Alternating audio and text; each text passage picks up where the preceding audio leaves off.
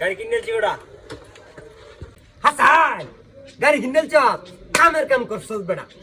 একবার কামের কাম কর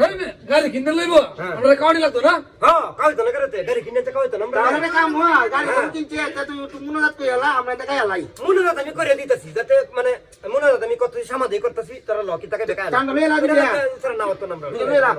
দিলা পাও লইলা লইলা আমার না লইলা